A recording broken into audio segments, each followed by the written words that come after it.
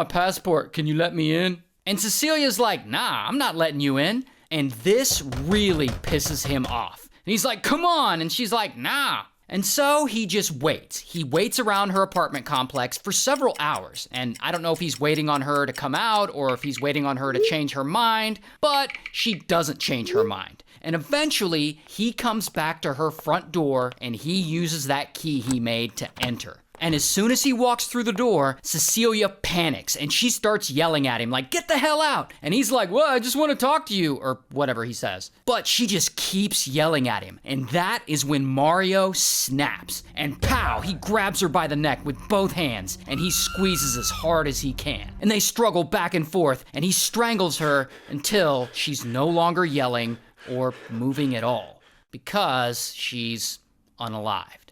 And Mario's like, oh shit, I murdered her, now what am I gonna do? And so he grabs her phone and he uses her finger to unlock it. And from her phone, he texts her mom and her friends pretending to be her. And he says, I'm going on a trip to the Blue Mountains. Probably so that they'll think Cecilia went hiking and like got lost or something. But anyway, then he loads her body into her car and she drives a red Fiat. Here's actually a picture of it in real life. And so he drives her Fiat to a local river and he dumps her body there.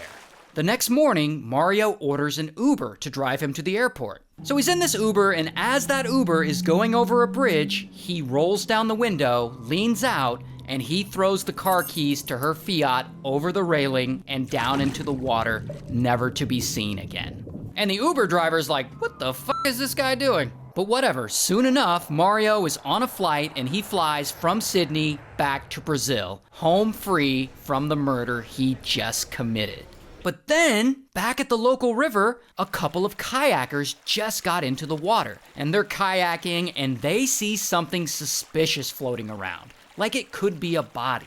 So they call police, and police come and they check it out and they're like, yep, that's a body. And so the body is identified as Cecilia, and police, they start investigating this whole thing. And pretty quickly, they identify Mario as the prime suspect, because the ex-boyfriend is always the prime suspect. And so they start collecting all this evidence and they track his cell phone location from the time around the murder. And they're able to match it up with some CCTV footage. And they actually find footage of him driving Cecilia's red Fiat the night after she was murdered. They also get footage from CCTV cameras at Mario's own house. They find footage of him after the murder walking back in wet socks. Actually, if you slow the footage down and zoom in, you can see the little footprints he left. Now, obviously, his clothes were wet because he had just dumped a body in the river. In fact, the footage also shows him right when he gets home, like stripping off all his clothes and washing them immediately. Because clearly, bro is trying to clean up all the evidence. But anyway, then finally, police interview the Uber driver who drove him to the airport that day. And that Uber driver is like, yeah, we were driving over the bridge and dude rolled the window down and he threw a set of car keys into the water. It was weird.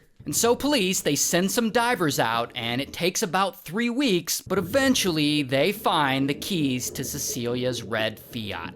And so at this point, Australian police, they know Mario is definitely the killer. But remember, he's no longer in Australia. He left. He's in Brazil now. So police, they compile all the evidence and they deliver it to prosecutors in Brazil. And 3 months after the murder, bam, Mario is finally arrested in Brazil. Here's his mugshot. And he ultimately goes to trial and he confesses to everything, to unaliving Cecilia, to dumping the body, everything. And here's footage of him crying in court if you care to see him cry in court. And ultimately, he's sentenced to 27 years in prison. Good